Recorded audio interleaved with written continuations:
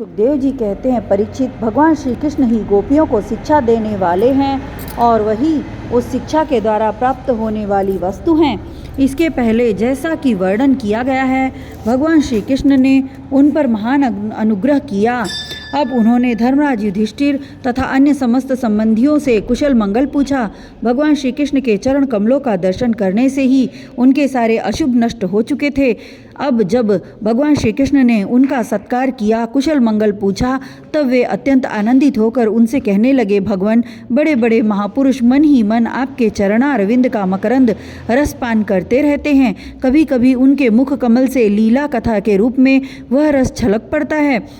प्रभु, वह इतना अद्भुत दिव्य रस है कि कोई भी प्राणी उसको पी ले तो वह जन्म मृत्यु के चक्कर में डालने वाली विस्मृति अथवा अविद्या को नष्ट कर देता है। उसी रस का जो लोग अपने कानों के दोनों में भर भर कर जी भर पीते हैं, उनके अमंगल की आशंका ही क्या है। भगवान, आप एक रस ज्ञान स्वरूप और अखंड आनंद के समुद्र हैं। बुद्धि वृत्तियों के कारण होने वाली जागृत, स्वप्न, सुषुप्ति, ये तीनों अवस्थाएं आपके स्वयं प्रकाश स्वरूप तक पहुँच ही नहीं पाती, दूर से ही नष्ट हो जाती हैं। आप परमहंसों की एकमात्र गति है। समय के फेर से वेदों का ह्रास होते देखकर उनकी रक्षा के लिए आपने अपनी अचिंत्य योग माया के द्वारा मनुष्य का सा शरीर ग्रहण किया है। हम आपके चरणों में बार बार प्रणाम करते हैं।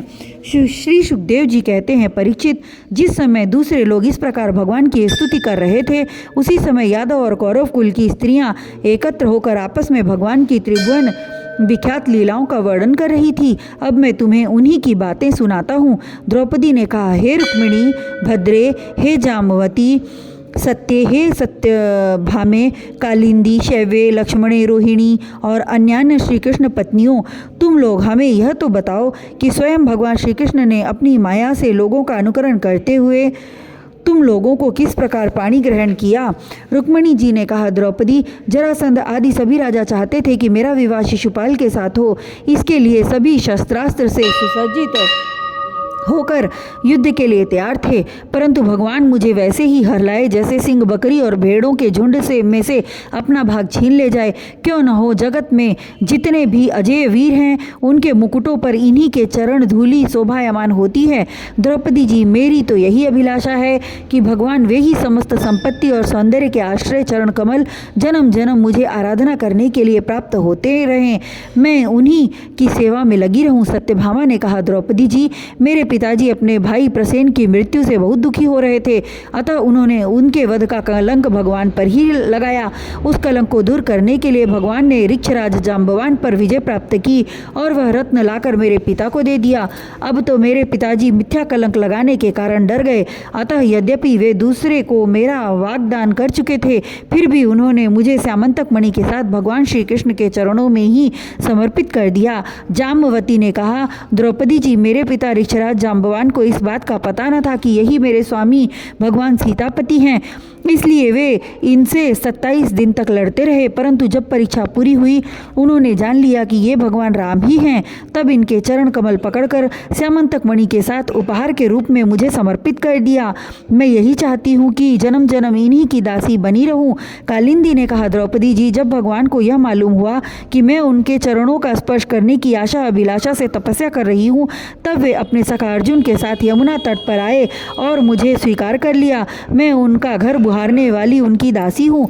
मित्र बिंदा ने कहा, द्रौपदी जी, मेरा स्वयंवर हो रहा था, वहां आकर भगवान ने सब राजाओं को जीत लिया और जैसे सिंह झुंड के झुंड कुत्तों में से अपना भाग ले जाए, वैसे ही मुझे अपनी शोभामयी द्वारिकापुरी में ले आए। मेरे भाइयों ने भी मुझे भगवान से छुड़ाकर मेरा अपकार करना चाहा, परंतु उन्हें भी नीचा दिखा दिया। मैं ऐसा चाहती हूँ कि मुझे जन्म जन्म उनके पांव पखारने का सौभाग्य प्राप्त होता रहे। सत्या ने कहा, द्रौपदी जी, मेरे पिताजी ने मेरे स्वयंवर में आए हुए राजाओं के बल पौरुष की परीक्षा के लिए बड़े बलवान और पराक्रमी तीखे सींग वाले 7 बैल रख छोड़े थे। उन बैलों ने बड़े बड़े वीरों का घमंड चूर चूर कर दिया था। उन्हें भगवान ने खेल खेल में ही झपट कर पकड़ लिया, नाथ लिया और बांध दिया, ठीक वैसे ही जैसे छोटे छोटे बच्चे बकरी के बच्चों को पकड़ लेते हैं। इस प्रकार भगवान बल पौरुष के द्वारा मुझे प्राप्त कर चतुरंगिणी सेना और दासियों के साथ द्वारिका ले आए। मार्ग में जिन क्षत्रियों ने विघ्न डाला, उन्हें भी जीत लिया। मेरी यही अभिलाषा है कि मुझे इनकी सेवा का अवसर सदा सर्वदा प्राप्त होता रहे। भद्रा ने कहा, द्रौपदी जी, भगवान मेरे मामा के पुत्र हैं। मेरा चित्त इन्हीं के चरणों में अनुरक्त हो गया था। जब मेरे पिता को यह बात मालूम हुई तब उन्होंने स्वयं ही भगवान को बुलाकर अक्षौहिणी सेना और बहुत सी दासियों के साथ मुझे इन्हीं के चरणों में समर्पित कर दिया। मैं अपना परम कल्याण इसी में समझती हूँ कि कर्म के अनुसार मुझे जहाँ जहाँ जन्म लेना पड़े सर्वत्र इन्हीं चरण कमलों का स्पर्श प्राप्त होता रहे। लक्ष्मणा ने कहा, रानी जी, देवर्षि नारद बार बार भगवान के अवतार और लीलाओं का गान करते रहते थे। उसे सुनकर और यह सोचकर कि लक्ष्मी जी ने समस्त लोकपालों का त्याग करके भगवान का ही वरण किया, मेरा चित्त भगवान के चरणों में आसक्त हो गया। साध्वी, मेरे पिता बृहत्सेन मुझ पर बहुत प्रेम रखते थे।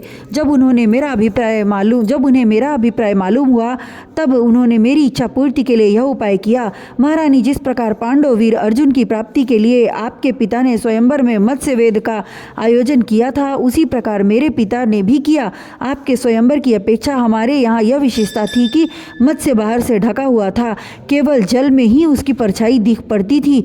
जब यह समाचार राजाओं को मिला तब सब ओर से समस्त अस्त्र शस्त्रों के तत्वज्ञ हजारों राजा अपने अपने गुरुओं के साथ मेरे पिताजी की राजधानी में आने लगे। मेरे पिताजी के आए हुए सभी राजाओं का बल, पौरुष और अवस्था के अनुसार भली भांति स्वागत सत्कार किया।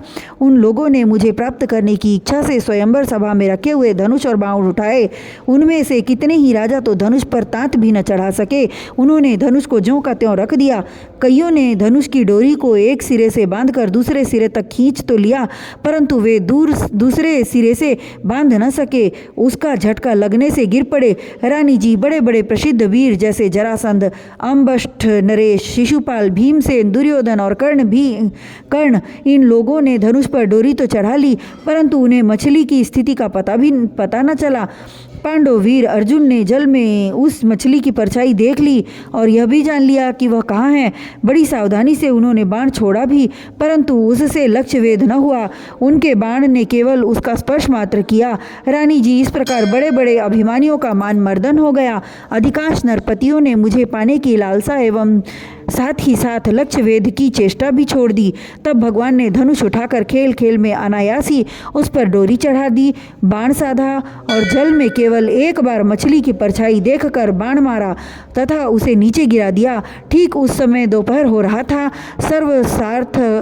सर्वार्थ साधक अभिजीत नामक मुहूर्त बीत रहा था। देवी जी, उस समय पृथ्वी में जय जयकार होने लगा और आकाश में दुंदुभियां बजने लगी। बड़े बड़े देवता आनंद विवल होकर पुष्पों की वर्षा करने लगे। रानी जी, उसी समय मैंने रंगशाला में प्रवेश किया।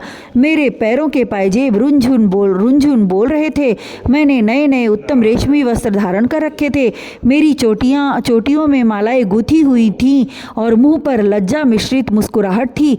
मैं अपने हाथों में रत्नों का हार लिए हुई थी, जो बीच बीच में लगे हुए सोने के कारण और भी दमक रहा था। रानी जी, उस समय मेरा मुखमंडल घनी घुंघराली अलकों से सुशोभित हो रहा था तथा कपोलों पर कुंडलों की आभा पड़ने से वह और भी दमक उठा था। मैंने एक बार अपना मुख उठाकर चंद्रमा की किरणों के समान सुशीतल हास्य रेखा और तिरछी चितवन से चारों ओर बैठे हुए राजाओं की ओर देखा। फिर धीरे से अपनी वरमाला भगवान के गले में डाल दी। यह तो कह चुकी हूँ कि मेरा हृदय पहले से ही भगवान के प्रति अनुरक्त था। मैंने जो ही वरमाला पहनाई त्यों ही मृदंग, पखावज, शंख, ढोल, नगाड़े आदि बजने लगे। नट और नर्तकियां नाचने लगी, गवैये गाने लगे। द्रौपदी जी, जब मैंने इस प्रकार अपने स्वामी प्रियतम भगवान को वरमाला पहना दी, उन्हें वरण कर लिया, तब कामातुर राजाओं को बड़ा डाह हुआ। वे बहुत ही चिढ़ गए। चतुर्भुज भगवान ने अपने श्रेष्ठ 4 घोड़े वाले रथ पर मुझे चढ़ा लिया और हाथों में शार्ंग धनुष लेकर तथा कवच पहनकर युद्ध करने के लिए वे रथ पर खड़े हो गए। पर रानी जी, दारुक ने सोने के साज समान से लदे हुए रथ को सब राजाओं के सामने ही द्वारिका के लिए हाँक दिया, जैसे कोई सिंह हिरणों के बीच से अपना भाग ले जाए। उनमें से कुछ राजाओं ने धनुष लेकर युद्ध के लिए सज धज कर इस उद्देश्य से रास्ते में पीछा किया कि हम भगवान को रोक लें, परंतु रानी जी, उनकी चेष्टा ठीक वैसी ही थी जैसे कुत्ते सिंह को रोकना चाहें। शार्ंग धनुष के छूटे हुए तीरों से किसी की बाह कट गई तो किसी के पैर कटे और किसी की गर्दन ही उतर गई। बहुत से लोग तो उस रणभूमि में ही सदा के लिए सो गए और बहुत से युद्ध भूमि छोड़कर भाग खड़े हुए। तदनंतर यदुवंश शिरोमणि भगवान ने सूर्य की भांति अपने निवास स्थान स्वर्ग और पृथ्वी में सर्वत्र प्रशंसित द्वारिका नगरी में प्रवेश किया। उस दिन वह विशेष रूप से सजाई गई थी। इतनी झंडियां, पताकाएं और तोरण लगाए गए थे कि उनके कारण सूर्य का प्रकाश धरती तक नहीं आ पाता था। मेरी अभिलाषा पूर्ण हो जाने से पिताजी को बहुत प्रसन्नता हुई। उन्होंने अपने हितैषी सुहृदों, सके संबंधियों और भाई बंधुओं को बहुमूल्य वस्त्र, आभूषण, शैया, आसन और विविध प्रकार की सामग्रियां देकर सम्मानित किया। भगवान परिपूर्ण हैं, तथापि मेरे पिताजी ने उन प्रेमवश उन्हें बहुत सी दासियां, सब प्रकार की संपत्तियां, सैनिक, हाथी, रथ, घोड़े एवं बहुत से बहुमूल्य अस्त्र शस्त्र समर्पित किए।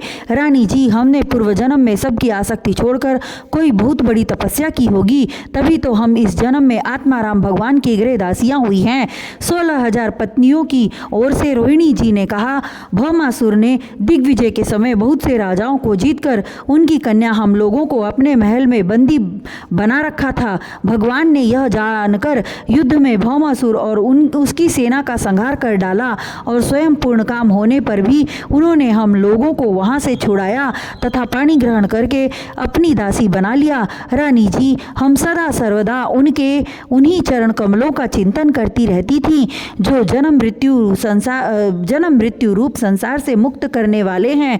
साध्वी द्रौपदी जी, हम साम्राज्य, इंद्रप्रद अथवा इन दोनों के भोग, अणिमा आदि ऐश्वर्य, ब्रह्मा का पद, मोक्ष अथवा सालोक्य, सारूप्य आदि मुक्तियां कुछ भी नहीं चाहती। हम केवल इतना ही चाहती हैं कि अपने प्रियतम प्रभु के सुकोमल चरण कमलों की वह श्रीरज सर्वदा अपने सिर पर वहन किया करें, जो लक्ष्मी जी के वक्षस्थल पर लगी हुई केसर की सुगंध से युक्त हैं। उदार शिरोमणि भगवान के जिन चरण कमलों का स्पर्श उनके गौ चराते हुए समय गोप गोपियां भीली ने तिनके और घास लताएं तक करना चाहती थीं, उन्हीं की हमें भी चाह है।